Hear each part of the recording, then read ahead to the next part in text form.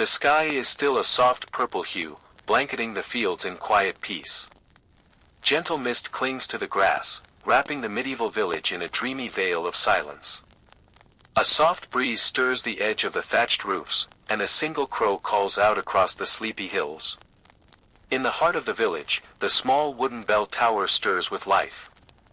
Old Brother Aldrich climbs its creaky ladder with slow, practiced movements. He's rung this bell every morning for 30 years. The rope feels familiar in his hands.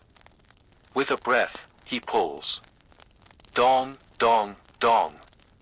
The bell echoes softly across the waking village. It is not a harsh call.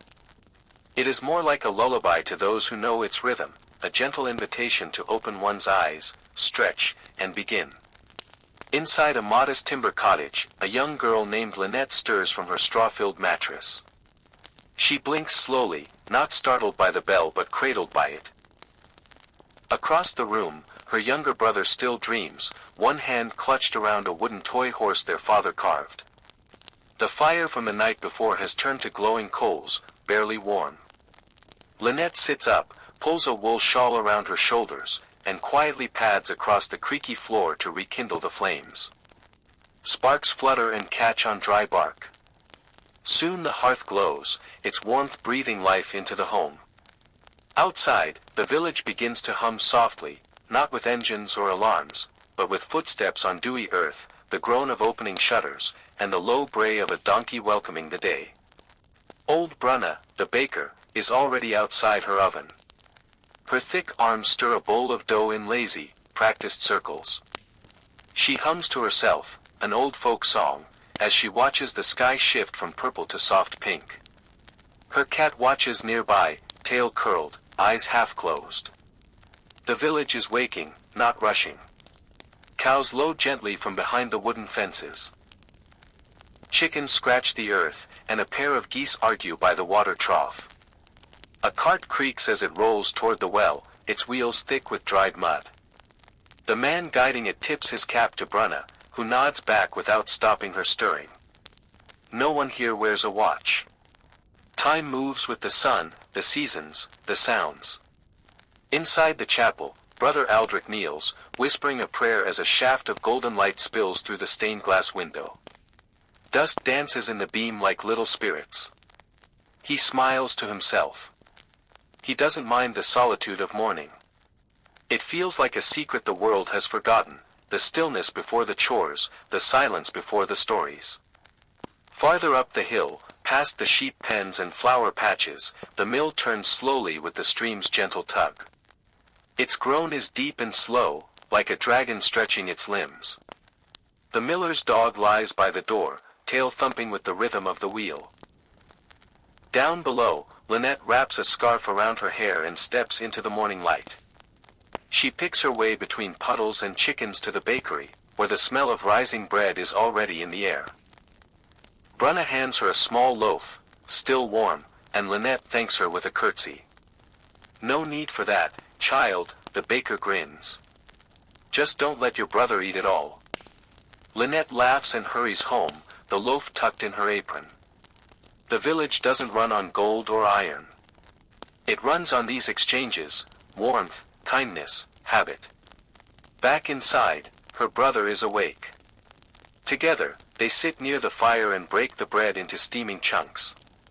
No butter, but it's enough. The crust crackles. The center is soft as clouds. It tastes like morning. Outside, the rooster crows again, a bit late, as usual, and the village begins to stretch its arms wider. A distant hammer rings from the blacksmith's forge. The cooper begins his work shaping barrels, and the tailor opens his shutters to check the day's light. Even the dogs seem to greet one another. There is no urgency here. The rhythm is older than the clock, older than the road, older than worry. As the mist lifts and the sun rises higher, the village settles into the breath of the day. Slow, steady, warm. And the morning bell, now quiet, echoes only in memory, a soft reminder that even in the simplest of lives, there is beauty in beginning. The sun, now cresting over the eastern hills, spills soft golden light across the fields. Long shadows stretch lazily over thatched rooftops, flickering through vines and climbing roses on cottage walls. Birdsong begins to weave its melody into the morning air, not all at once, but little by little. A sparrow sings near the window of the apothecary's cottage. A lark replies from the rooftop of the old schoolhouse. Their conversation is soft and scattered, as if testing the day before fully committing to its song. The village stirs more confidently now. Doors open wider. Curtains are drawn. Children rub sleep from their eyes as they peek out at the dirt paths winding through the hamlet. Old Tomas, the cooper, steps outside with a stretch and a yawn so wide it almost echoes. His beard catches the sun like a net of silver threads. He stands for a moment, listening. It is not silence he hears, but something better. A symphony of soft clinks, rustling straw, clucking hens, and distant tools tapping wood. It is the sound of the village waking. Not rushing. Never rushing. Just waking. At the small barn near the orchard, Young will unties the goats. They bleat in complaint, hungry and impatient, but Will doesn't rush them. He speaks to them in a voice barely above a whisper, gentle and unhurried, like a lullaby in reverse. Each animal has a name. Bess. Clover. Tiny Madge. They know his voice and follow him as he leads them to pasture. A wooden gate creaks open. Dew glistens on the grass like 1,000 tiny stars.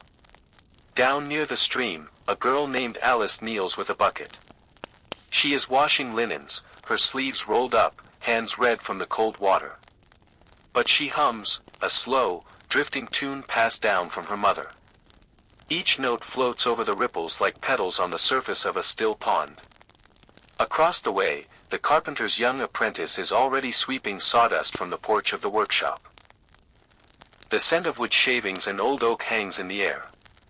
Inside, sunlight filters through narrow windows and lands on chisels, planes, and half-finished chairs, all resting silently, waiting for their turn.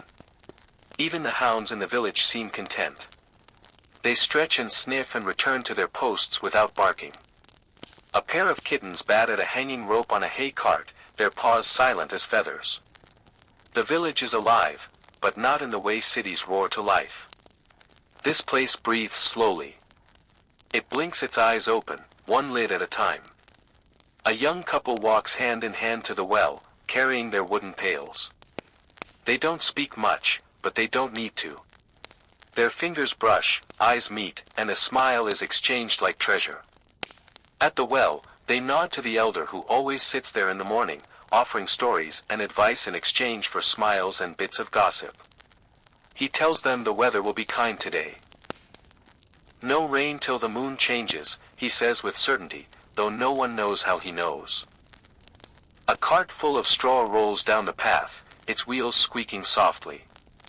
The ox pulling it moves at his own pace, no faster than needed, no slower than allowed. His driver hums a tune from the old wars, not in sorrow, but as a kind of prayer. Behind him, a small dog trots along, proud to be part of the procession. Inside the homes, breakfasts are simple but hearty, porridge with honey, bread warmed on the hearth, goat's milk still cool from the morning milking. Families eat together, sharing the first words of the day. No one speaks loudly. Voices stay low, as if not to disturb the magic that still hangs in the air. Near the edge of the village, the forest rustles. Leaves sway with the wind's gentle fingers. Birds flit between the branches, and the occasional rustle hints at a fox or deer passing unseen. The villagers respect the forest. It is both mystery and medicine, boundary and refuge. And in the tower once more, Brother Aldrich watches from above, leaning on the worn wood. He smiles. From here, he sees rooftops gleaming with dew, smoke beginning to curl from chimneys, and the villagers moving in patterns so familiar it feels like music. A dance without a conductor, and yet, everyone knows their steps. He does not need to ring the bell again. The village is fully awake now. But still, it whispers. It moves softly. It breathes. And somewhere between sleep and day, in that sacred stillness, the world feels gentle. Alive, but never loud. A cart full of straw rolls down the path, its wheels squeaking softly. The ox pulling it moves at his own pace, no faster than needed, no slower than allowed. His driver hums a tune from the old wars, not in sorrow, but as a kind of prayer. Behind him, a small dog trots along, proud to be part of the procession. Inside the homes, breakfasts are simple but hearty, porridge with honey, bread warmed on the hearth, goat's milk still cool from the morning milking. Families eat together, sharing the first words of the day. No one speaks loudly. Voices stay low, as if not to disturb the magic that still hangs in the air. Near the edge of the village, the forest rustles. Leaves sway with the wind's gentle fingers. Birds flit between the branches, and the occasional rustle hints at a fox or deer passing unseen. The villagers respect the forest. It is both mystery and medicine, boundary and refuge. And in the tower once more, Brother Aldrich watches from above, leaning on the worn wood. He smiles. From here, he sees rooftops gleaming with dew, smoke beginning to curl from chimneys, and the villagers moving in patterns so familiar it feels like music. A dance without a conductor, and yet, everyone knows their steps. He does not need to ring the bell again. The village is fully awake now. But still, it whispers. It moves softly. It breathes. And somewhere between sleep and day, in that sacred stillness, the world feels gentle. Alive, but never loud. She hums a lullaby her grandmother once sang, a tune from the mountains, far away, now woven into the flower and fire of this village. Then comes the first batch's reveal. With the paddle, she slides the loaves from the oven one by one. They're golden and proud, each one slightly different, like siblings, not twins. Their crusts are firm but not hard. A gentle knock on their bottoms produces a hollow sound, like a drum whispering its readiness. She wraps them in clean cloths and places them on the sill. The first to arrive is old Marta, who brings a pot of wild honey in trade. Eleanor offers her the roundest loaf. "For your grandson," she says softly. Then come the children, trading berries or kindling. Then the scribe, who offers a sharpened quill and some parchment scraps. Then the seamstress, who needs 2 loaves for her growing twins. No coin passes hands. Not here. Not with Eleanor. Only kindness. By mid-morning, the shelves are empty, and the fire has cooled to glowing coals. Eleanor sits again, stretching her back, and gazes out at the road. There is flour in her hair and on her elbows. Dough beneath her nails. A smear of ash across her sleeve. But she does not mind. These are her badges. Her joy. She takes a final sip of her chicory, now gone cold, and watches the villagers walk away with warm loaves tucked under arms or in baskets. Crumbs fall to the ground, and birds swoop in, chirping gratefully. And somewhere far off, a bell rings, not the morning bell, but a school chime or a blacksmith's hammer. The village has moved on to its next rhythm. But here, in this quiet kitchen, the heart still beats. One need at a time. One loaf at a time. One warm breath of bread at a time. She hums a lullaby her grandmother once sang, a tune from the mountains, far away, now woven into the flower and fire of this village. Then comes the first batch's reveal. With the paddle, she slides the loaves from the oven one by one. They're golden and proud, each one slightly different, like siblings, not twins.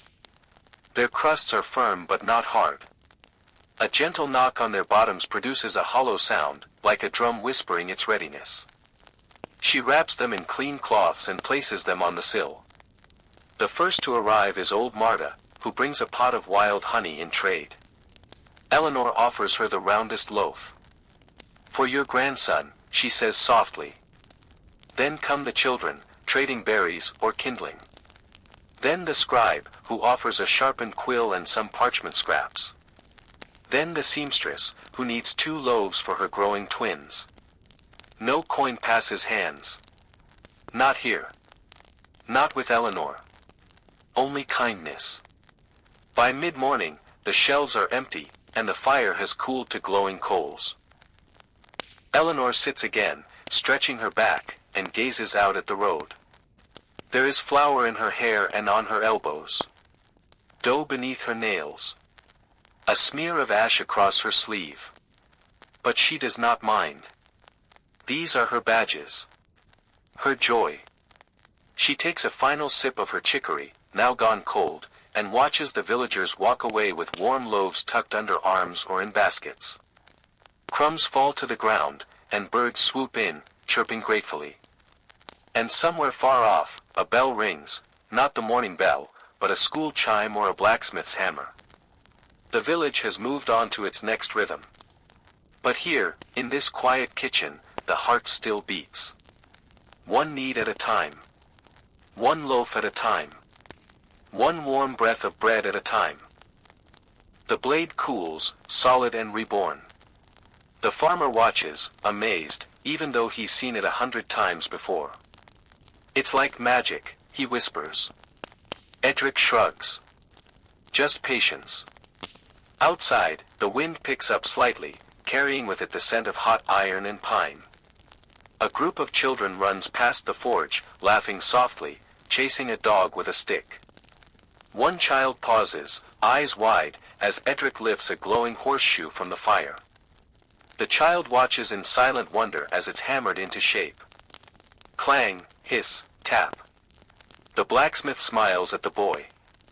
Want to hold it? The boy hesitates. It's too hot. Not this one. Edric reaches behind the bench and brings out a finished piece, cool, curved, and smooth. He places it in the child's small hands. Good luck, that one is. You keep it. The child beams and runs to catch up with the others. Inside, Hal sweeps the ashes from beneath the anvil. The day grows warmer. The forge glows brighter. Another customer arrives. A young woman with a broken latch from her pantry. She offers a pouch of dried herbs in exchange. Edric nods, takes the latch, and begins again. By midday, the forge is full of life, the quiet hiss of cooling metal, the murmur of passing villagers, the scrape of tools on stone, and the soothing crackle of coal. It is a place of making, of mending, of timeless rhythm. Not fast. Not rushed. But strong. True. And when the sun is at its peak, Edric pauses for a moment. He steps outside, wiping sweat from his brow with a soot-streaked cloth. He takes a long drink from a wooden flask and watches the smoke curl from his chimney like a dragon's sigh. He does not speak. He simply listens, to the birds, the children, the wind, and the still glowing fire behind him. And then, when he's ready, he goes back inside. Back to the anvil. Back to the rhythm. Back to the song only the blacksmith knows. As the sun lifts higher into the sky and the morning's work settles into rhythm, the village's quieter corners fill with the laughter of children, light, spontaneous, and full of life. They play where the grown-ups do not walk. Along the grassy edges of the well-trodden path. Beneath the low-hanging branches of the apple trees. By the stones near the brook, where tiny frogs leap and dragonflies hum. The world belongs to them in these hours between chores and supper. Little Oswin, no more than 5, crouches low to the ground, inspecting an ant hill. His nose nearly touches the earth as he watches them march with serious purpose, carrying crumbs 10 times their size. He doesn't speak, just marvels, as if he stumbled upon a secret kingdom. Nearby, a trio of girls twirl in loose circles, their arms linked, skirts fluttering in the breeze like petals. They sing an old skipping rhyme passed down from grandmother to mother to daughter. Round and round the fire ring. Catch a feather, catch a wing. If you find the baker's hat, you'll dream of bread and cats. No one knows how it ends. That's the charm of it. On the hill behind the chapel, Two boys have fashioned wooden swords from sticks. They duel not in anger, but with imagination. One claims to be a knight returning from the northern wars. The other, a river pirate seeking gold buried beneath the cow pasture. Their battle is fierce and entirely imaginary. A pig, uninterested in their fantasy, wanders lazily through the scene, snorting now and then, unimpressed. In a shady spot beneath a bent willow tree, three toddlers chase butterflies that seem to disappear just as they're about to be caught. One child stumbles and lands with a soft thud in the grass. There is a moment of silence, and then, a giggle. A wave of laughter follows, shared by all. Eleanor, the baker, leans against her doorframe with a warm smile, a leftover heel of bread in her hand. She watches them, not as one separate from them, but as one who remembers. She tosses the bread to the old hound lying nearby, who wags his tail once and falls back asleep. From the window above the tailor's shop, a young boy named Theo leans out with a string tied to a carved wooden bird. The bird dips and glides in the wind like a real one. Below, other children shout up at him, begging for a turn. Just one more flight, he grins, letting the string loose again. Even the animals seem to join in. The chickens wander freely, weaving between legs and games. A cat sleeps in the middle of a chalk circle drawn for a game no one remembers how to play. A donkey brays somewhere in the distance, as if trying to sing along. Not far from the well, two older girls sit with a basket of flowers, weaving garlands for no reason at all. Their hands move skillfully, tucking wildflowers into long grasses, braiding beauty into form. They wear their creations proudly on their heads, queens of a tiny, unspoken kingdom. The sun moves gently overhead, never harsh. The clouds drift slowly, casting dappled shadows that make the village shimmer with soft contrast, bright light, cool shade, bright again. At the edge of the forest, a group of children builds a fort from fallen branches and old blankets. It's nothing more than a pile of sticks draped in dreams, but to them, it is a castle. A fortress. A hideaway. A treasure haul. They post lookouts. Appoint a king. Elect a squirrel as the royal guard. In the fields, a game begins. A ball of cloth, sewn tight and round, is tossed between a circle of children. There are no strict rules.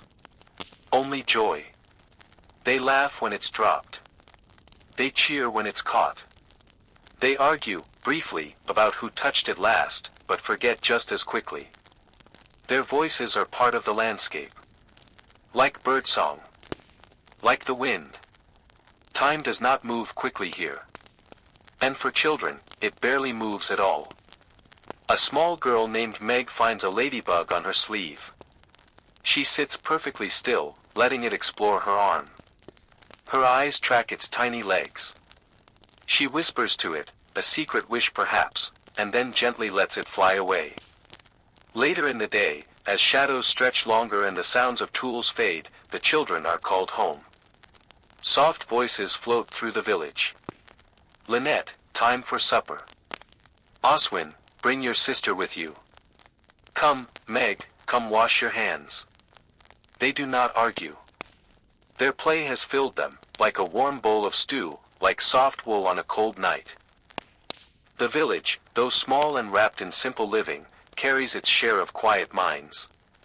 And none is quieter, nor more patient, than the scribe who dwells near the chapel's garden wall. His name is Benedict, a man not old, but aged in the way books are aged, with folded corners, fine lines, and pages softened by years of touch. His home is neither grand nor poor, but it holds a secret rhythm of its own. It begins with a single sound, one you can hear if you pass his window during the softest part of the morning. Scratch, pause, scratch. The sound of quill on parchment. Ink soaking into fiber. Ideas becoming shape. The workshop is a warm, wooden room. Its walls are lined with shelves that bow slightly under the weight of scrolls and bound books. No two scrolls are the same. Some are wrapped in linen. Others are tied with colored threads. A few bear tiny symbols, little suns, stars, or birds, inked at their corners as gentle markers. There's a desk near the window, angled to catch the best of the morning light. A small bottle of ink sits like a black gem beside a cup of water, a whetstone, and a single goose feather, trimmed just so. Benedict writes in long, slow lines. His hand never hurries. He copies old prayers, maps, histories, and stories told by elders long gone. He writes poems whispered by field maidens. He copies the names of new babies, and sometimes, of the departed. His pen is quiet, but it keeps the village alive in memory. Today, he writes a letter for the blacksmith, a reply to a cousin in a town too far to visit. The blacksmith is ill at ease with letters, preferring fire and iron to ink. So Benedict sits with him by candlelight, listening carefully, nodding often. Just say. I miss the old days, Edric says. Benedict smiles. Shall I also say you miss his wife's plum pie? The blacksmith chuckles and nods.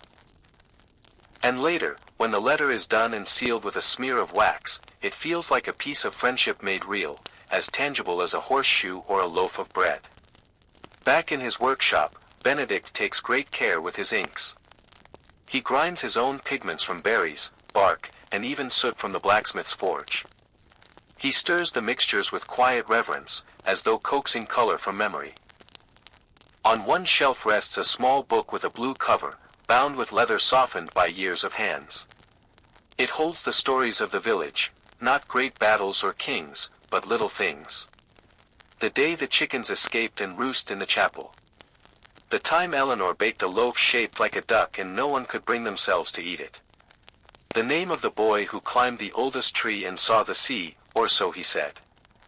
These are the moments Benedict treasures. He writes them not because he must, but because he cannot bear for them to be forgotten. Children visit sometimes, peeking into the open door. He always welcomes them. Sometimes, he reads to them, slowly, with pauses for questions or smiles. They sit on wool rugs and lean against the legs of his bench, wide-eyed and word-hungry. One child asks, "Do you write magic?" Benedict chuckles. "I write memory." Which is almost the same. In the afternoon light, the room turns golden. Dust drifts lazily in the warm air, and the scribe's pen continues its quiet dance. Outside, life hums along, the ring of the forge, the shuffle of carts, the laughter of children, but inside, everything is still. Still, but never empty. There's always something being remembered here. Something being honored. A wedding vow copied onto parchment. A prayer for rain inked in blue. A song written by a shepherd girl who never learned letters but could sing the stars down. Sometimes, Benedict pauses just to listen. He hears the wind against the shutters. The ticking of the tall clock by the door. The soft crackle of the fireplace. And then, as if pulled by invisible threads, he returns to his parchment. The words flow again. Slowly. Thoughtfully. At sunset, he closes the shutters, careful not to spill the inkwell. He caps the bottle and cleans the quill, humming softly as he does, a lullaby only books have heard. Before he retires, he takes one last look at the day's work. A clean scroll filled with words, ready to be sent, read, remembered. He places it on the shelf among the others. One more page added to the long, slow story of the village. And as he blows out the candle, the room goes dark, but not silent. The memory of every word remains, floating softly in the air, waiting to be read again, someday.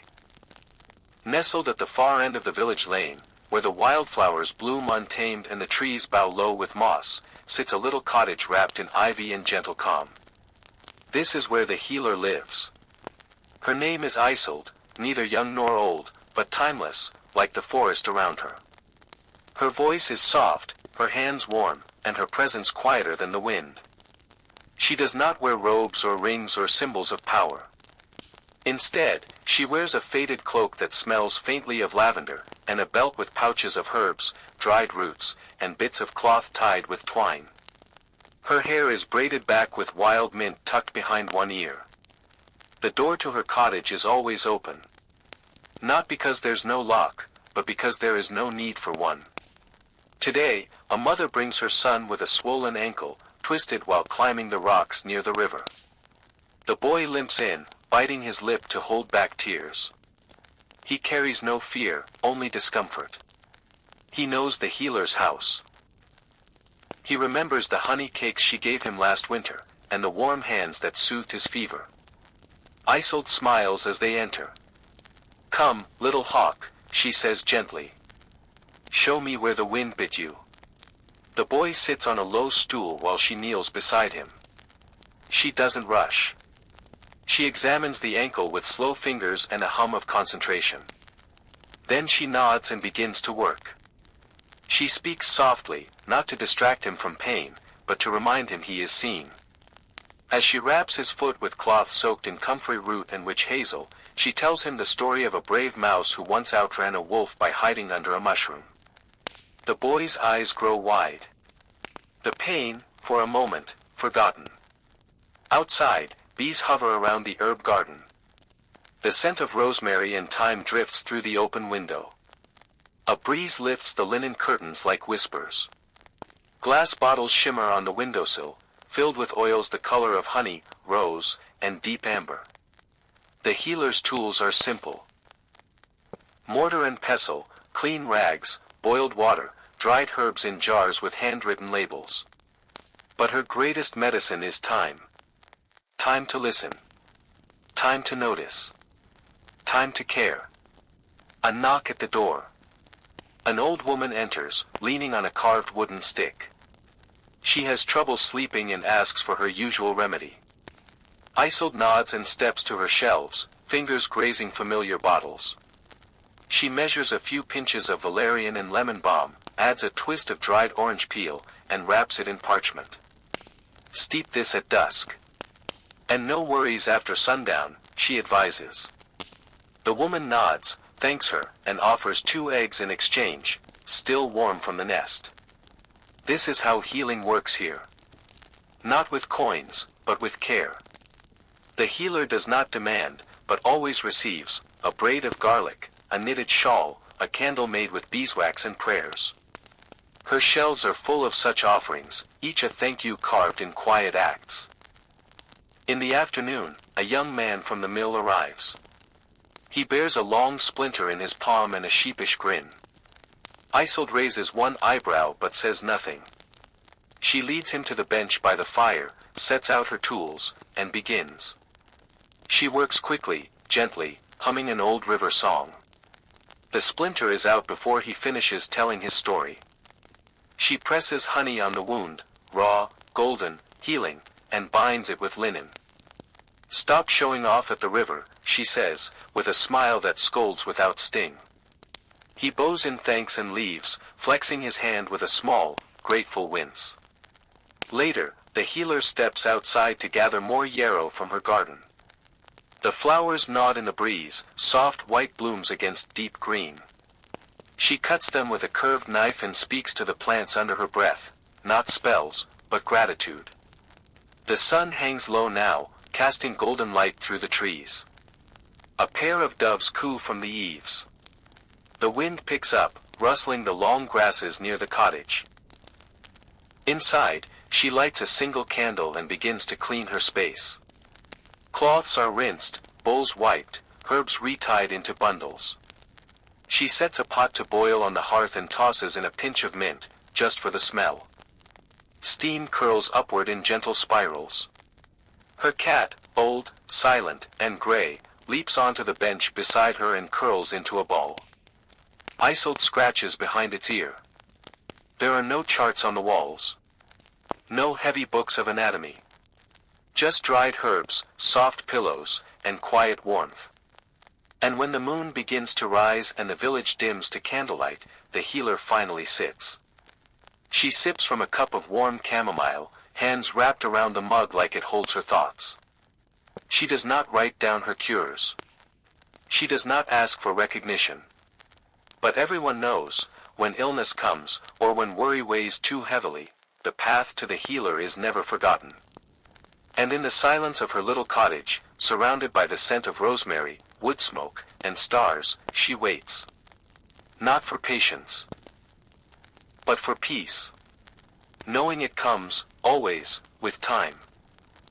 The road that leads to the village is narrow and worn, its edges tufted with grass and wild clover. It bends through valleys and over shallow creeks, and few come down it who do not already know the way. But now and then, a new sound is heard, the soft creak of wooden wheels, the gentle rattle of brass trinkets, and the quiet jingle of bells tied to reins. The traveling merchant has returned. His name is Leontius, or so he says. No one's quite sure if it's his real name. Children whisper that he might have a dozen names, depending on where the stars are. He arrives just after noon, his small cart pulled by an old donkey named Fern. The cart is covered in patchwork cloth, bits of old sail, tapestry, and faded banners. It clinks and clatters with mystery. Little wind chimes dangle from its sides, singing softly even without breeze. The villagers gather slowly, not in a crowd, but in gentle curiosity. They know he never calls attention. He simply arrives, opens the back flap of his cart, and lays out a rug of many colors. Upon it, he places his wares. Not many, but each one fascinating. There are tiny glass bottles filled with colored sand that swirls without touch. A small flute carved from bone, said to sound like a nightingale. A stone that stays warm no matter the weather. A scarf that changes shade depending on the light. None of these things are loud or flashy. They hum with quiet magic. The kind that invites dreams, not demands them. Children crouch close, wide-eyed. Leontius lets them look, and even touch, so long as their hands are gentle. He tells them the names of things in languages they don't recognize. This one, he says, lifting a smooth green stone, was given to me by a fisherman who only sails under moonlight. He opens a small box of carved wooden animals. These were made by a blind man on the edge of the desert. He listens to the wood instead of seeing it. He never hurries. To the baker's daughter, he sells a spool of thread that smells faintly of cinnamon, for stitching sweet dreams. To the blacksmith's son, a coin from a lost kingdom. Worth nothing, but valuable all the same. Some villagers trade wool or honey. Some bring small coins saved from last year's harvest fair. Others offer stories, and Leontius accepts these with the same gravity as gold. He listens. He nods. And then he tells a story of his own. They gather near the well as he speaks. Not loud. Not dramatic. But in a calm, steady tone, like the turning of pages in an old book. He tells of a city where buildings are shaped like shells. Of a tower that watches the stars and rings a bell when a comet passes. Of a road made of glass that sings when it rains. The children lean in. The elders, too. He tells of a prince who traded his crown for a night spent listening to frogs. Of a forest that grows upside down. Of a bridge guarded by a swan that only speaks in riddles. No one asks if it's true. That's not the point. The point is that for a few soft hours, the world expands beyond the hedgerows. The village becomes a dot in a vast, humming map of unseen wonders. As the sun begins to lower, Leontius packs his cart again. He does not rush. He wraps each item in cloth, secures the rugs, checks Fern's harness with gentle hands. He waves as he moves through the path, back toward the bend in the road where the wild roses grow. He leaves behind no trail. No sign he was there at all. Except for a few things. A bracelet of silver coins on a girl's wrist. A dream in a boy's pocket. A handful of words that will echo in the firelight tonight. And above all, the feeling that the world is wider than the hills.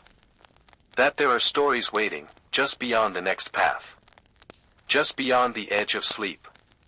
And so the merchant disappears once more, like a breath drawn in, held, and slowly let go, leaving behind wonder that hums as softly as the chimes on his cart. At the farthest edge of the village, where the cobbled paths dissolve into rolling grasslands, a single figure moves with deliberate ease, neither hurried nor idle. It is the shepherd, leading his flock into the soft, green folds of the hills. His name is Rowan, a man with sun-browned skin, quiet eyes, and hands shaped by rope and wool. His work is not loud or complicated. It is patient. A conversation between man, land, and animal. The morning begins before the bell rings. Rowan wakes to the smell of earth and dew, pulling on a wool cloak the color of rain clouds. His dog, Bristle, waits at the door, tail wagging softly but without barking. Even Bristle knows that mornings are best kept quiet. Together, they open the small wooden gate where the sheep wait. The animals stir lazily, bleating in sleepy tones, their coats heavy with soft curls of white. Rowan speaks to them in low words, not commands, but greetings. Up, you lazy clouds. Up we go. The path is well known, worn by countless hooves. It winds through meadows sprinkled with tiny purple flowers and the occasional stone fence, moss-covered and leaning. The sound of their journey is gentle. The soft shuffle of hooves, the creak of leather straps, the faint jingle of Rowan's tin bell. Above, the sky stretches wide, a pale blue canvas with slow-moving clouds. The hills ahead seem endless, yet familiar. Every dip and rise carries memory. When they reach the first pasture, Rowan pauses. He leans on his staff and looks out at the grass, the trees, the tiny glimmer of the river in the distance. He's not looking for trouble, just checking the world, like an old friend checking in on another. The sheep spread out, nibbling the morning dew from the grass tips. Bristle sits watch, ears alert but calm. A single whistle from Rowan tells her where to guide them, and she moves like a shadow across the field, no sound but her paws brushing the earth. As the sun climbs, the land warms. The sound of distant birds rises, skylarks spiraling high, crows calling from fence posts, the occasional rustle of wings as a pheasant bursts from hiding. The sheep pay no mind. They chew, they wander, they settle. Rowan kneels on a flat rock, pulls a small knife from his belt, and begins carving. Not anything fancy, just whittling shapes from a branch, a spiral, a feather, a curl of wood falling like pale ribbon to the ground. It passes the time, but more than that, it soothes him. Sometimes he hums. Old songs, no words. Tunes his grandmother sang when she mended socks by the fire. The music drifts across the meadow, and the sheep, though they don't understand, seem to graze slower when they hear it. By midday, the shepherd eats. A simple meal, coarse bread, a piece of cheese wrapped in cloth, and a few dried figs. He shares bits of crust with Bristle, who sits at his feet with patient eyes. In the distance, the hills shimmer slightly in the heat. The air smells of sun-warmed grass and sweet earth. Rowan lies back on the ground for a moment, watching clouds drift. He sees shapes in them, a fish, a ship, a sleeping bear. He wonders if the sheep see shapes too, though they never say. When it's time to move again, Rowan gives a low whistle. Bristle leaps to work, gently circling the flock, nudging strays back toward the main group. They follow without protest. There is trust here, not from force, but from years of care. The path winds toward a brook. The sound of water trickling over stones is cool and soothing. The sheep wade in, splashing lightly, lowering their muzzles to drink. Rowan refills his water skin and washes his face. The sun glitters on the surface, turning every ripple into a ribbon of light. In the afternoon, they climb a small hill where the grass grows taller.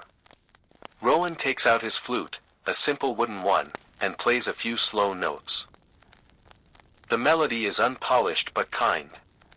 The breeze seems to carry it farther than expected, drifting down into the village, where someone pauses at their work to listen. The day stretches, but it is never rushed. When the sun begins to soften and the sky warms to gold, Rowan gathers his flock for the journey home. Bristle runs one last circle, rounding up the stragglers. The sheep move as one, the bell on Rowan's staff chiming with each step. By the time they reach the village gate, the first chimney smoke of evening suppers curls into the sky. Children wave as the flock passes, some reaching out to touch the woolly coats. Rowan smiles, nods, and lets them, a moment of softness shared. The sheep return to their pen, content. Rowan gives Bristle a long scratch behind the ears and a small slice of cheese as a reward. The day's work is done. But its quietness lingers, in the scent of grass on his cloak, in the slow rhythm of the bell still echoing faintly in his mind. And as the stars begin to appear, Rowan sits on the low fence, flute in hand, playing one last tune for the hills. A song of gratitude. Of home. Evening in the village doesn't arrive like a sudden knock. It comes slowly, drifting in like mist, brushing across rooftops, softening shadows, and turning every sound a little quieter. At the heart of the village, where the main path crosses between the bakery and the apothecary, stands the old stone well. Its round lip is worn smooth from years of touch, palms leaning, buckets balanced, elbows resting as stories were told. A low wooden canopy shades it, tangled with ivy that blooms tiny white flowers every spring. By day, the well is a place of purpose. But by evening, it becomes something else entirely. It becomes the meeting place. One by one, villagers begin to arrive, not with empty buckets, but with time to share. They come in pairs or small groups, or quietly on their own, drawn not by thirst, but by the hush of evening and the comfort of company. A boy brings a small lute and strums softly near the edge. His fingers are unsure, but no one minds.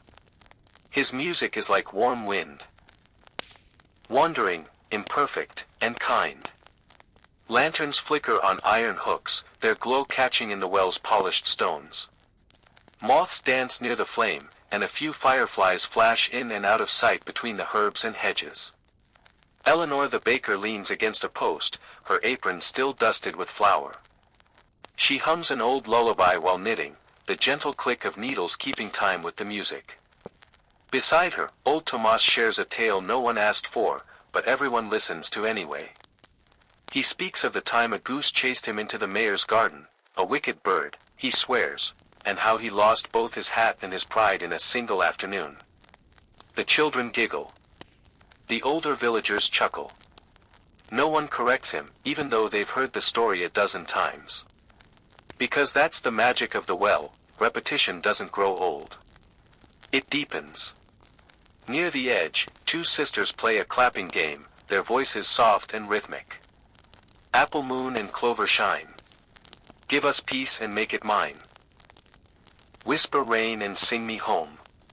Never let me sleep alone. Their hands move in time, a pattern passed down by older cousins, now sung again in the amber light of dusk. Every now and then, someone draws water, not because they need to, but for the ritual of it. The bucket creaks on the rope, lowers into the cool dark, and rises with a splash. A tin ladle is passed around, and the taste of the water, cool, pure, slightly sweet, feels like it belongs to the hour. The healer arrives, arms folded, eyes soft. She doesn't say much, but her presence is calming.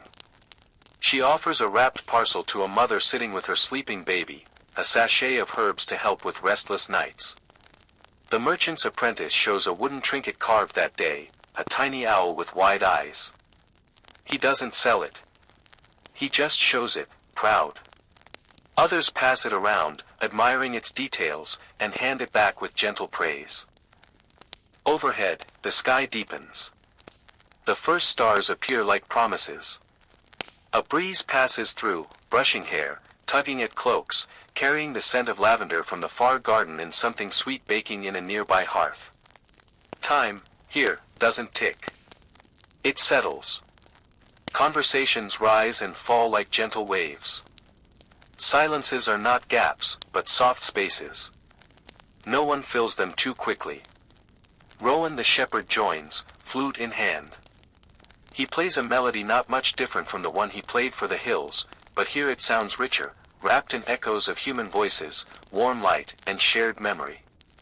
Some sit on the stone ledge. Some on worn stools or patches of grass. Others lean against one another, eyes closed, just listening. There is no agenda. No announcement. Just togetherness. And peace. A girl, perhaps 7 or 8, stares into the well. She asks softly, "Do you think it touches the stars?" No one answers at first. Then Eleanor says gently, "If you whisper a wish down, maybe they'll hear it on the other side." So the girl cups her hands and leans close. She whispers. We don't hear what she says. But the well does. And maybe the stars do too. Eventually, one by one, the villagers drift away, called home by soft voices, by supper waiting, by the feel of sleep pulling at their eyelids. The boy with the lute is the last to leave. He plucks a final chord and smiles at the quiet that follows. Then he packs his lute and walks toward the candlelit path. And the well remains, still, ancient, watching. The lanterns sway gently. The ivy stirs.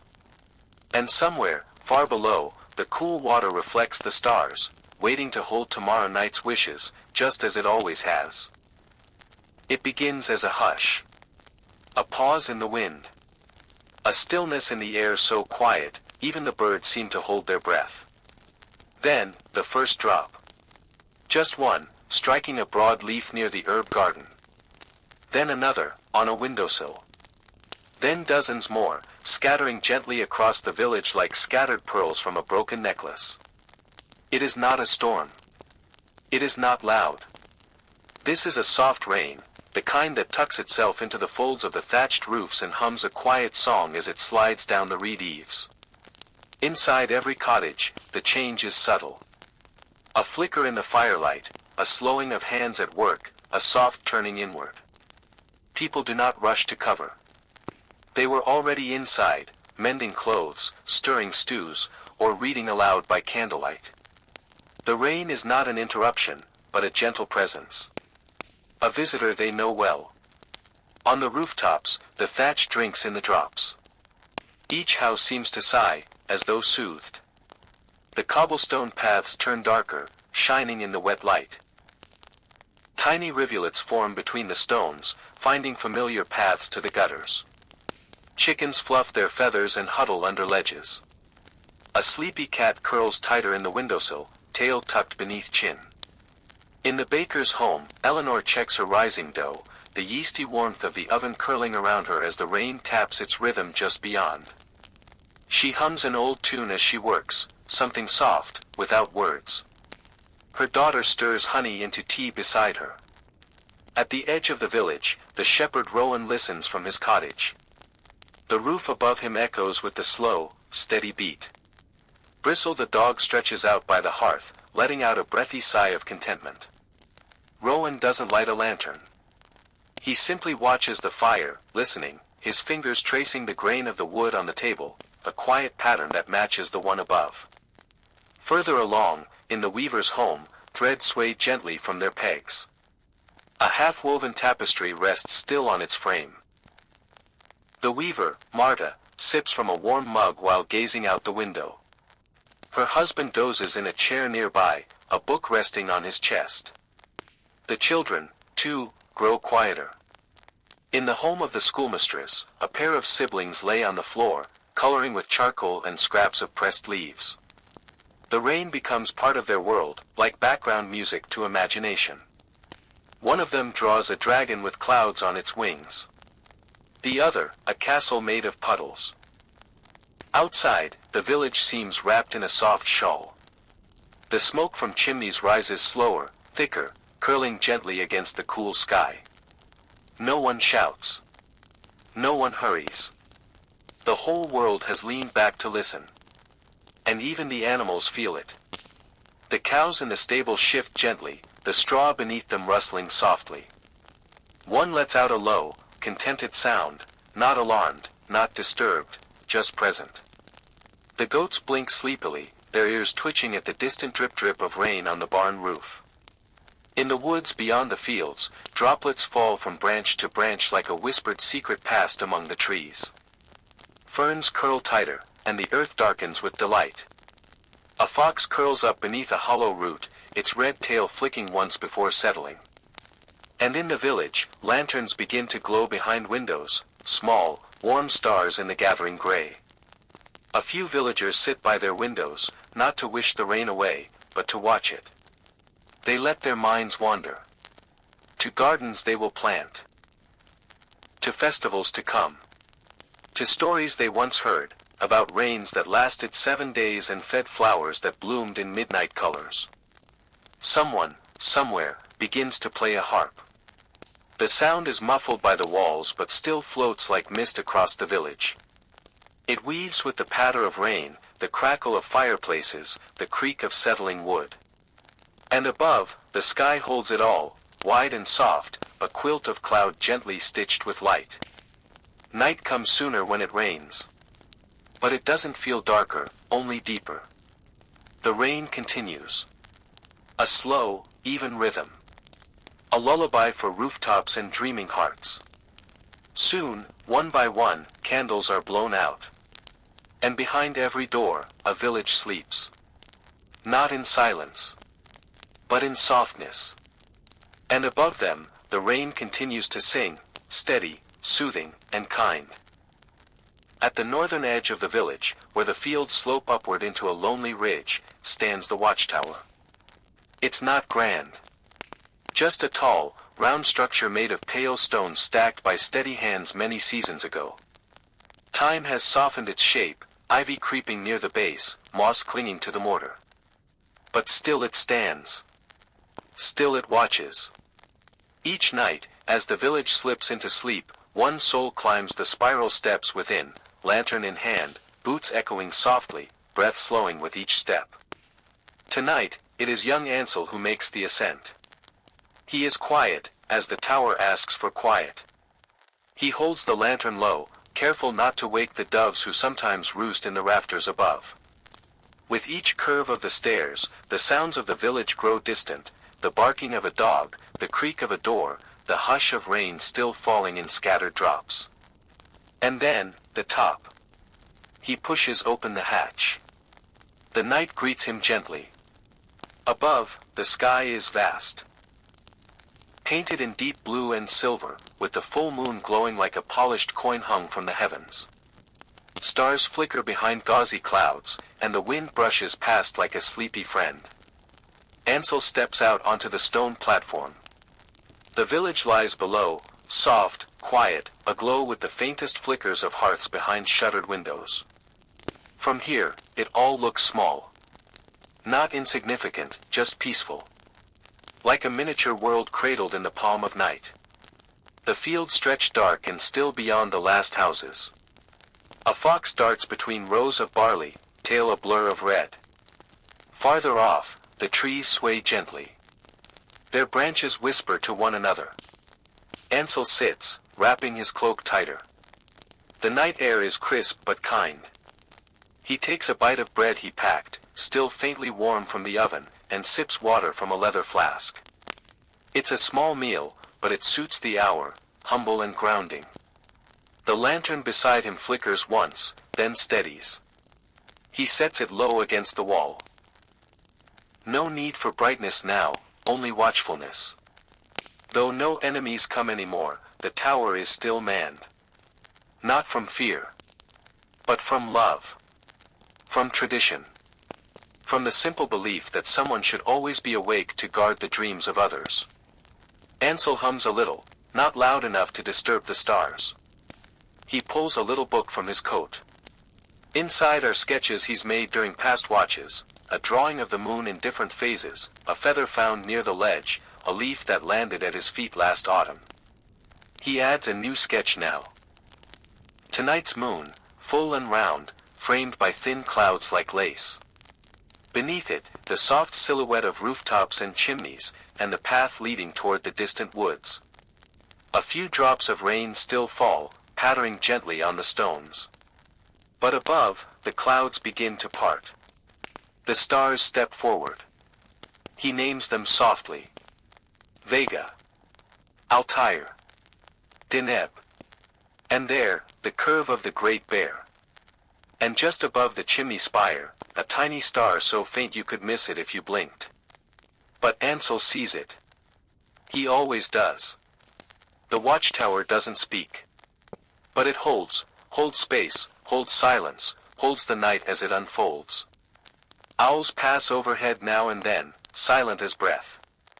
Once, a shooting star flashes low over the far hill. Ansel doesn't gasp. He smiles. Just enough. Far below, a baby cries, then quiets again. The world settles deeper. Somewhere in the fields, a badger rustles through wet leaves. In the woods, deer move like ghosts, hooves soft on moss. And Ansel watches.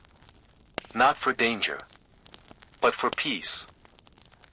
He watches the way the moonlight slides across rooftops like gentle fingers. He watches the weather vane on the mill turn slowly with the breeze. He watches the glow fade in one window, then another.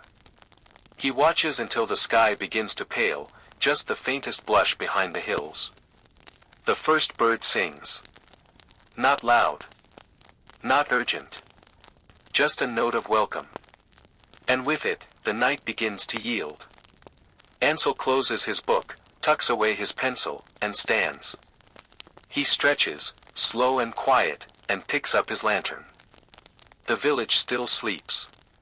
But the light is changing. He descends the steps, each one creaking gently beneath his boots, echoing in the empty spiral. He doesn't wake the next watcher. Not yet. He lets the dawn take over the watch for a moment, lets the light climb where he just stood, lets it whisper across the fields and hedges, over rooftops and wells, into bedrooms and bakeries. And as Ansel steps outside into the dew-touched grass, he breathes in the cleanest breath of the day. Behind him, the watchtower holds its silence. Above it, the moon begins to fade. And all around, the world begins to stir. Held safely through the night. Morning in the village arrives not with alarm, but with aroma.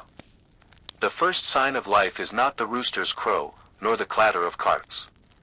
It is the smell of bread, warm, golden, and slow-rising, curling through cobbled alleys and into homes like an invitation to begin. Eleanor the baker has already been awake for hours. Her hands, dusted in flour, move with practiced grace. She kneads without thought, as though the dough were an extension of her breath. The oven is already glowing, the fire stoked before the stars even began to dim. Loaves line the shelves in varying shapes, braided rounds, thick-crusted rectangles, not rolls with tiny herbs folded within. She hums quietly as she works. The melody drifts out the open window, twining with the smell of rising yeast and browned crust. Outside, the square begins to wake. One by one, stall owners appear, pulling carts into place or opening shutters of wooden booths painted in soft colors. Cloth canopies stretch wide to block the mid-morning sun, fluttering gently in the breeze. A young girl lays out bundles of lavender and rosemary, tied neatly with twine. An old man rolls out barrels of dried apples and plums, setting out sample slices on a smooth stone tray. A potter arranges tiny cups glazed in forest greens and river blues. Each one unique. Each one placed with care. Chickens cluck from a pen nearby, and a goat bleats indignantly as a boy ties it to a post beside the cheese stall. The rhythm of the market is not rushed. It breathes, slow and steady. Villagers trickle in with wicker baskets and sleepy eyes, trailing yawns and shawls. They greet one another not with loud calls but with soft nods, knowing smiles, and the quiet sharing of what dreams they had. At Eleanor's stall, the queue begins to form. She greets each person with the same warmth. Morning, Father Kent. The usual rye. Seema, dear, I saved your seed loaf just in case. Oh. Nora. That baby of yours is due to pop like a melon. Take an extra bun. Coins change hands. But more often, goods are traded, a bundle of herbs, a string of beads, a promise of help at harvest. In this village, currency is fluid. Trust is the truest coin. Children chase one another between stalls, their laughter high and soft, never too wild. They pause only when the honey vendor offers small wooden spoons with golden drips. They gather like bees, politely sticky. At the end of the square, a fiddler begins to play. Not for attention. Not for coin. Just because the morning feels like it needs music. The tune is light, lilting, a melody that makes your shoulders soften without you noticing. A couple of elders sit near the well, shelling peas into wide baskets. They talk, but mostly in shared glances and nods, words optional. Between them, decades of knowing. Above it all, birds hop from stall roof to stall roof, sparrows, robins, and one particularly bold crow that seems to have taken a liking to the potter's shiny wares. From a nearby home, laundry is strung between beams, shirts and shawls catching sunlight like sails. The scent of lye and lavender soap lingers faintly in the air. Time here is not kept by clock, but by bread. When the morning loaves are gone, the day has begun in earnest. When the second batch emerges, it's time for midday rest. And when the last few crusts cool on the rack, the sun has begun its descent. Eleanor sells her final oat bun to a laughing teenager with freckles and a slingshot tucked in his belt. She wipes her hands on her apron and leans back, satisfied. The square is in full bloom now. The morning chill has melted into warmth. Even the shadows feel friendly. Somewhere, a storyteller sits beneath a tree, reading aloud from an old leather-bound book. A small group gathers, half listening, half dreaming. A baby naps in a basket, cradled by sun and market sounds. And still, the air carries bread. Always bread. Because it is more than food here. It is comfort. It is rhythm. It is language. In this village, the smell of bread is a blessing. It drifts through the air like a lullaby in reverse. Not to send you to sleep, but to gently call you awake. And as the market sways into the heart of day, the villagers carry their loaves, their cheese, their honey and yarn, back to homes with warm hearths and soft beds. The square quiets slowly. Not all at once. Like a song ending on a whisper. And behind Eleanor's closed shutters, the fire burns on, waiting. Because morning will come again. And the first thing it will bring is the smell of bread. Just beyond the village's last stone wall lies a place of green stillness, where the air carries a scent of mint, sage, and stories whispered by the leaves. The healing garden is not large.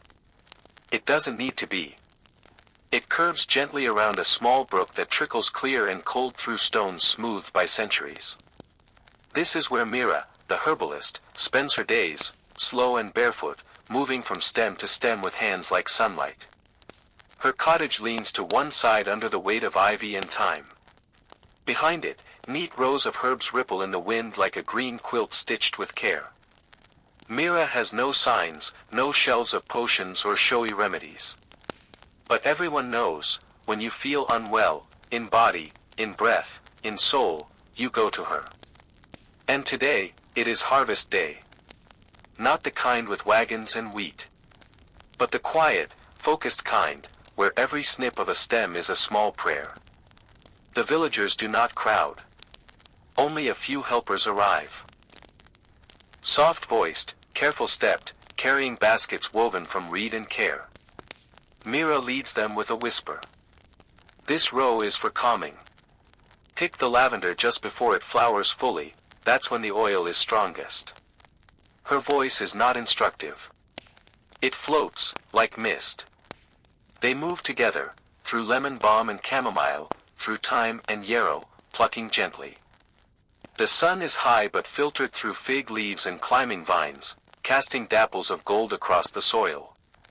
A little girl with braids collects rose hips, her fingers stained faintly red.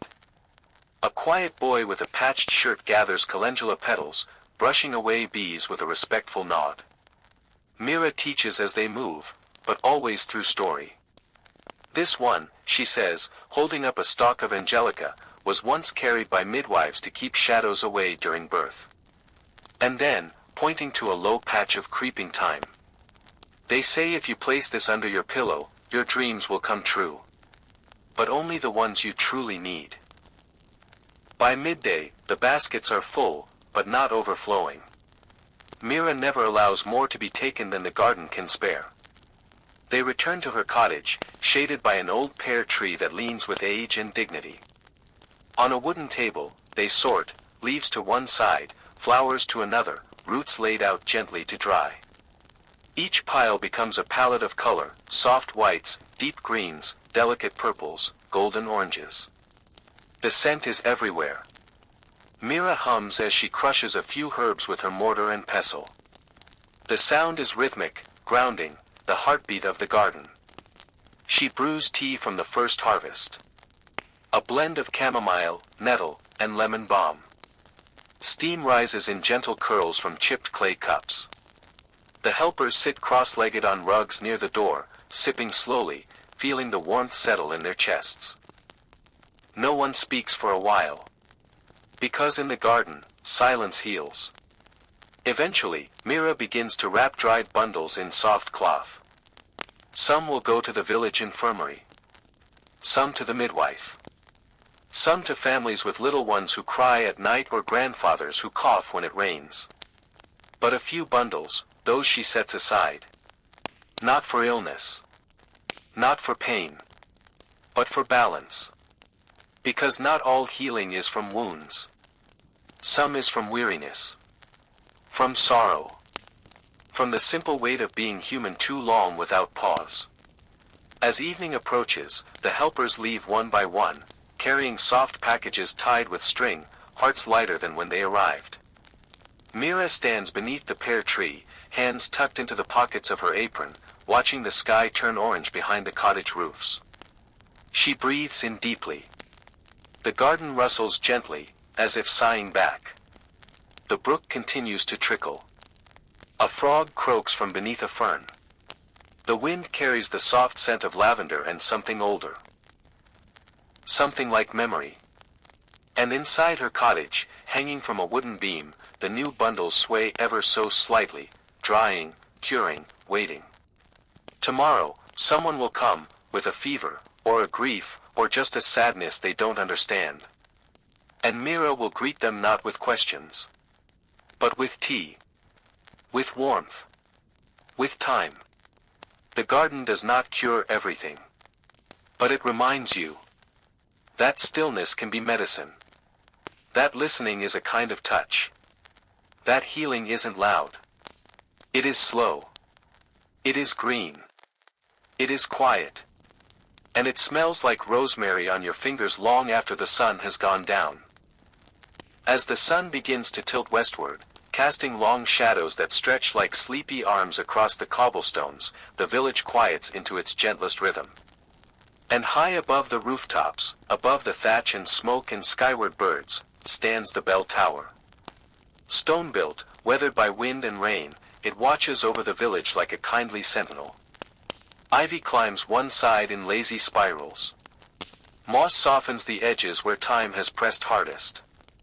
Inside, the staircase winds upward in a spiral of creaks and whispers. No one runs here. One climbs slowly, respectfully, step by step, hand grazing the cool stone wall.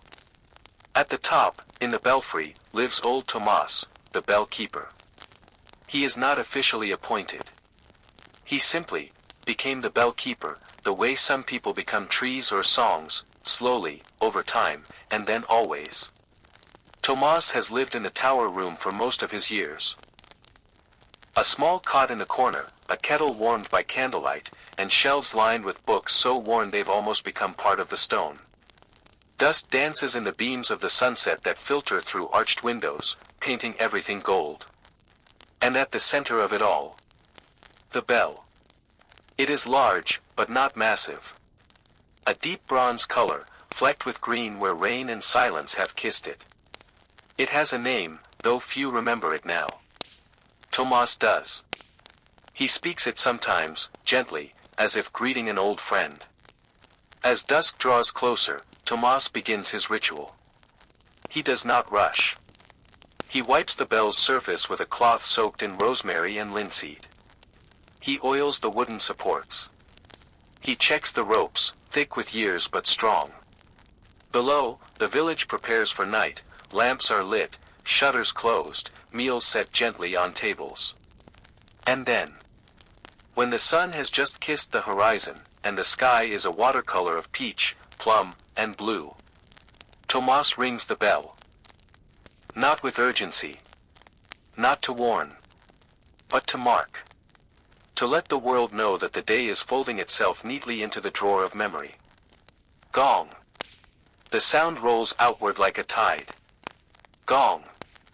It touches the fields, where scarecrows bow in twilight wind. Gong. It rolls across rooftops, through open windows, brushing cheeks and stirring curls. Children pause, spoons halfway to mouths. Mothers smile softly, wiping hands on aprons. Fathers lean in doorways, listening. Somewhere, a shepherd in the hills lifts his head, hearing the note drift all the way to the sheep pens.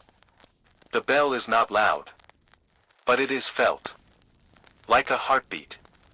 Like breath. And in that sound, the village finds rhythm. Some take it as a call to prayer.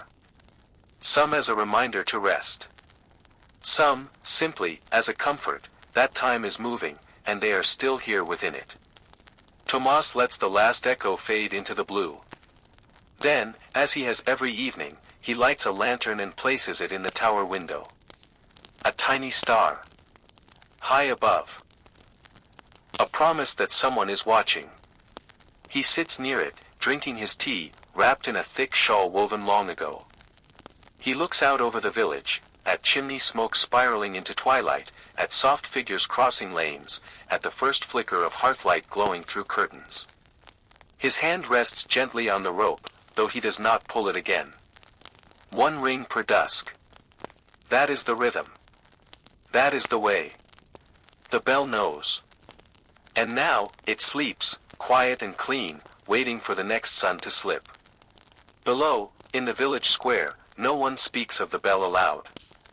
But they notice when it does not come, the rare times Tomas falls ill, or when storms muffle the sound. The absence echoes. But tonight, it came. And it is enough. Later that night, when even the crickets soften their song and the moon rises high above the woodline, the bell tower remains, silent, still, but glowing. Its lantern, steady. Its keeper, dreaming. Its bell, at peace. And down below, the village sleeps. Wrapped in the echo of dusk, and the comfort of being held in time. Not every story in the village is meant for daylight. Some belong to the moss-covered roots, to the hush between leaves, to the shimmer that dances only when moonlight touches dew. And one such story lives just beyond the fields, in a quiet corner of the old woods, where a great hollow tree stands. No one knows how old it is. The bark is thick and gnarled, like time itself wrapped into rings. Its trunk is wide enough for 4 villagers to link hands around it. Its base is open, a dark, round doorway framed by vines and low-hanging branches. Children whisper tales of it in the square. That it moves at night. That it speaks in dreams. That it remembers your name even if you forget it. But to the chosen few, it means something simpler, and sweeter. It means the feast. Not every night. Not even every week. Only on certain evenings, when the moon is high and full, and the air smells just faintly of apples and wood smoke, those invited make their way by lantern light to the tree. No invitation is written. But they know. It starts with a sound, a soft flute from the forest's edge, drifting like wind. And those who hear it, follow. They arrive quietly, one by one, cloaked in shawls and laughter held tight behind smiles. Farmers.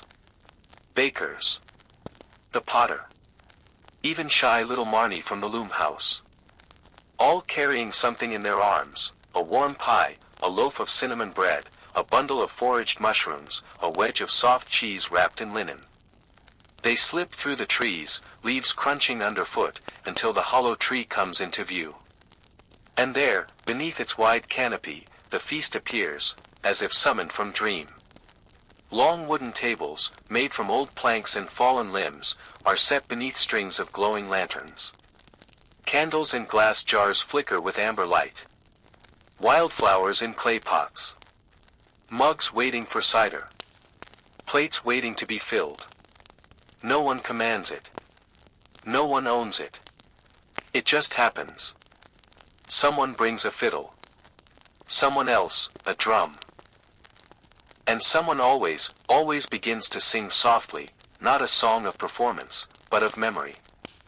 As food is laid out, hands reach gently, passing, sharing, smiling. There is no rush. No rules. Just gathering. The feast isn't about filling your belly. It's about filling your soul. Mira, the herbalist, brews tea with wild mint and dandelion root.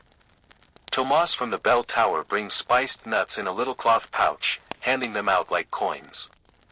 And Eleanor the baker sets a round apple cake in the center of the table, laughing. This one's made with love, and a hint of pear wine I wasn't supposed to use. Laughter bubbles up, gentle and glowing. The night stretches long. Fireflies weave between lanterns. The trees, tall and listening, seem to lean in closer. The stars blink slowly, content to watch. A child dozes in her mother's lap, a crust of bread still in her hand. Two friends play a soft tune together, one on a wooden flute, the other on a stringed lyre with a cracked corner. Their melody is simple. It doesn't try to impress. It just exists. Like the feast. Like the tree. Like the night. Eventually, someone stands to tell a story. It's always someone different. Tonight, it's old Harlan, whose hands shake but whose voice steadies with every word. He tells of the tree, how it once sheltered a lost knight who'd forgotten his name. How it grew hollow not from age, but from kindness, making space for wanderers. How it remembers every secret ever whispered beneath its roots. No one asks if it's true. Because the truth is in the listening. And the listening is sacred. The feast continues until the air cools and the candles burn low. One by one, the villagers begin to rise, stretch, gather their baskets. Nothing is packed hastily. Leftovers are shared. Tablecloths are folded. Lanterns gently dimmed. The last act is always the same. They stand in a quiet circle beneath the tree. No words. Just stillness. A way of saying thank you. To the woods. To the tree. To each other. Then, they walk back through the forest, their steps soft, their hearts full, their hands holding nothing but warmth. And by the time the sun rises, the feast is gone. Only the hollow tree remains. Silent. Still. Its roots deep in stories. Its branches dreaming of stars. The morning begins with a hush. Not silence, but a soft, constant murmur. Rain. A slow, thoughtful kind of rain, falling in thin silver threads across the thatched rooftops, trickling down gutters, pooling gently in the cobblestone dips. It is the kind of rain that doesn't demand umbrellas.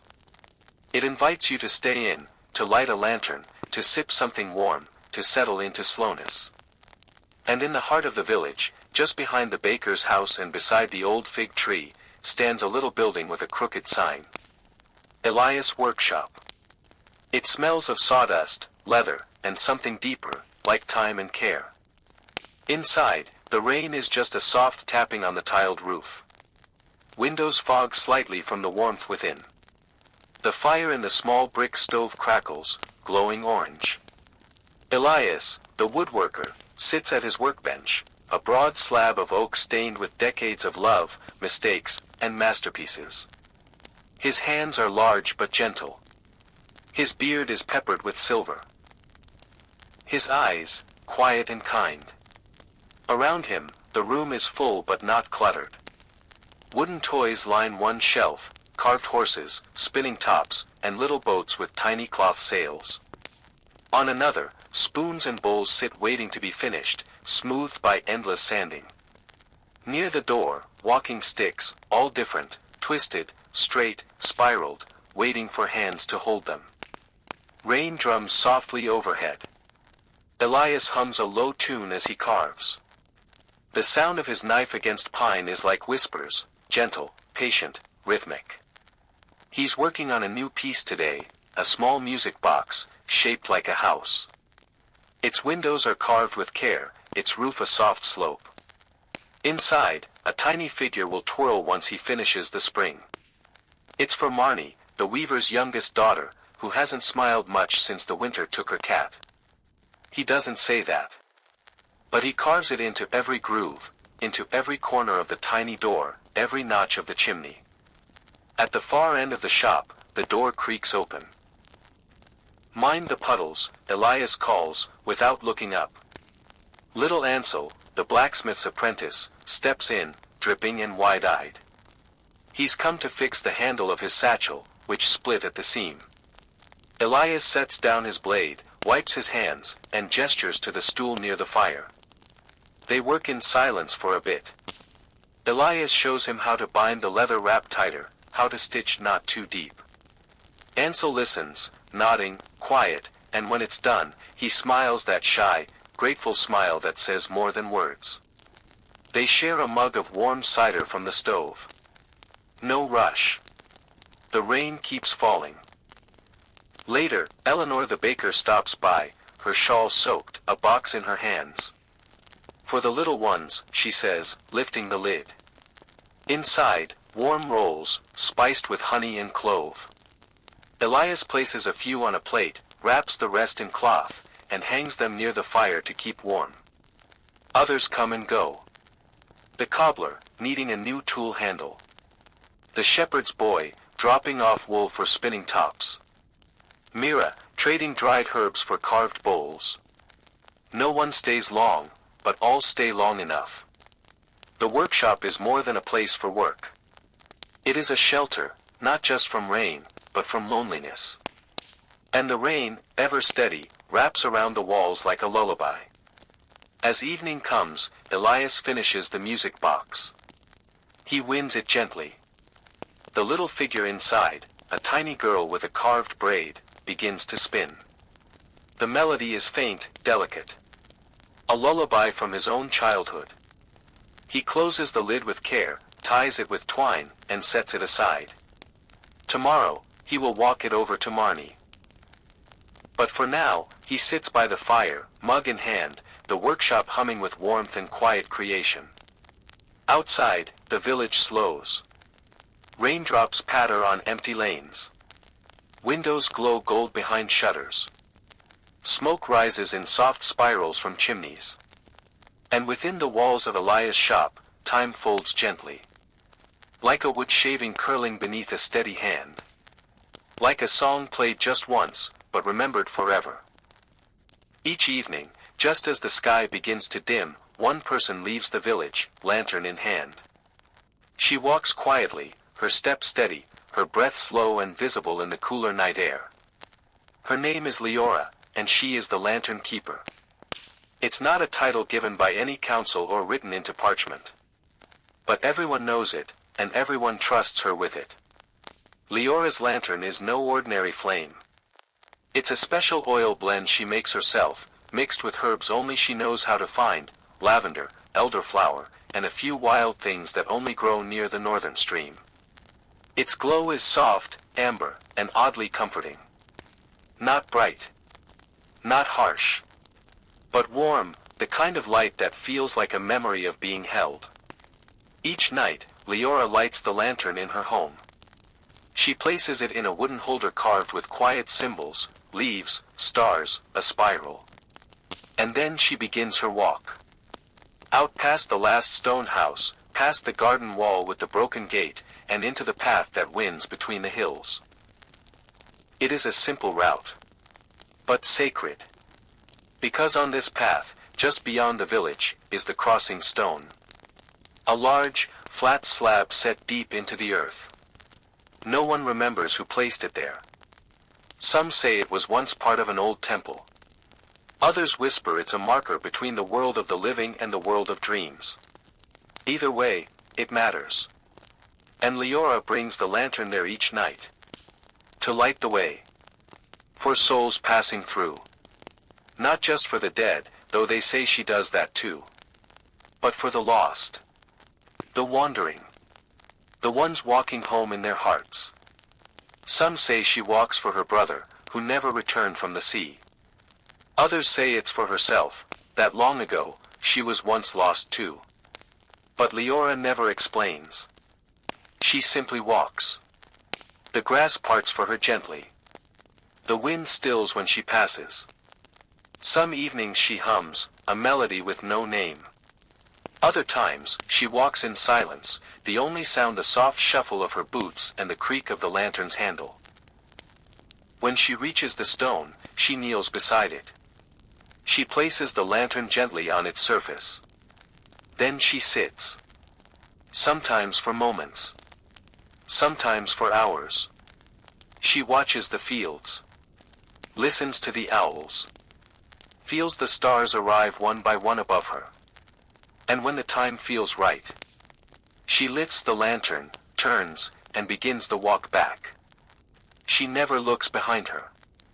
Some villagers say that, once or twice, they've seen figures by the stone after Leora leaves, shadows wrapped in soft light. Not frightening. Just, there. Like someone finally finding their way. Leora never speaks of it. But she always returns with a different kind of stillness in her eyes. The kind that only comes from listening deeply. To things most people cannot hear.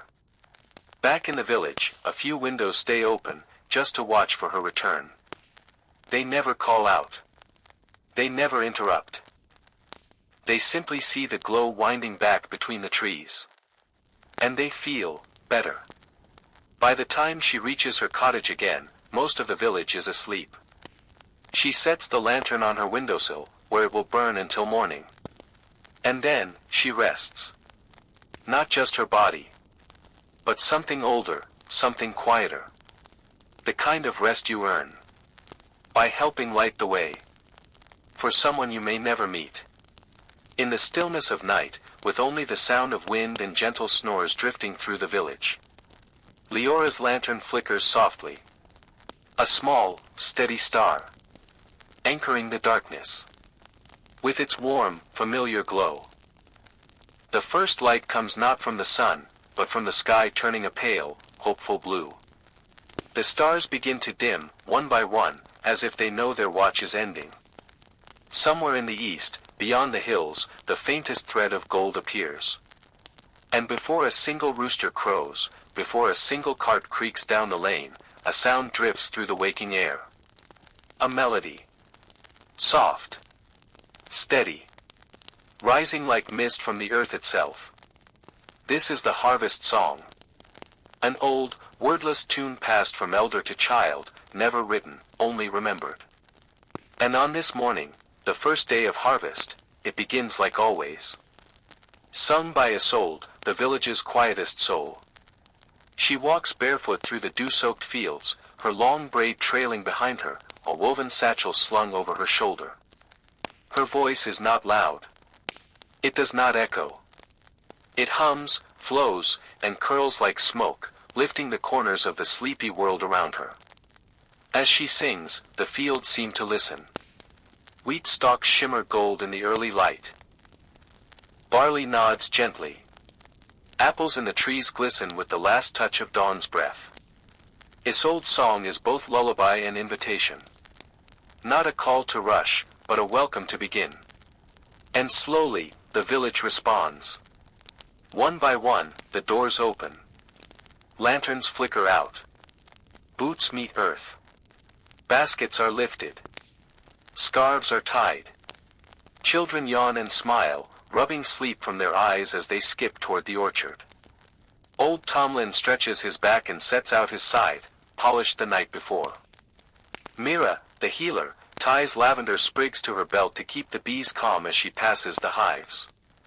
And through it all, the song continues. It carries through branches, over rooftops, across the brook, where even the ducks seem to paddle in time. The harvest is not a single day of labor. It's a season of gratitude.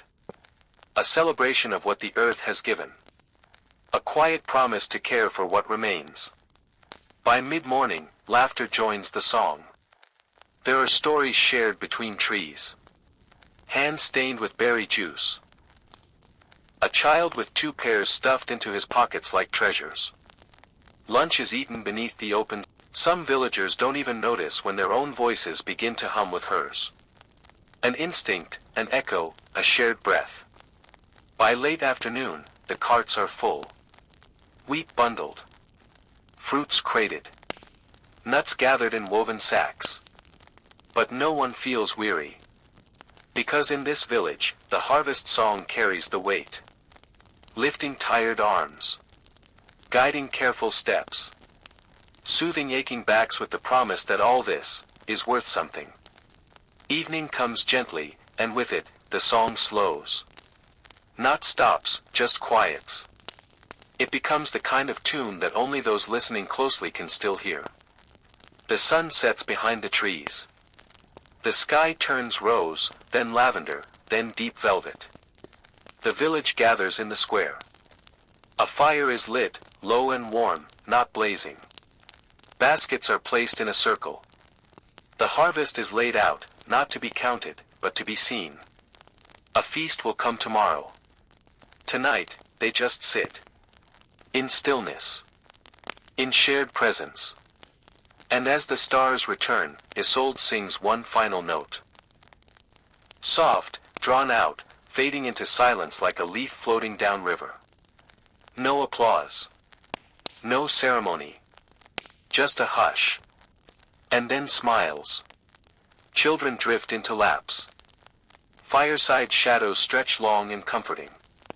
The scent of earth and ash fills the air. The harvest is not just food.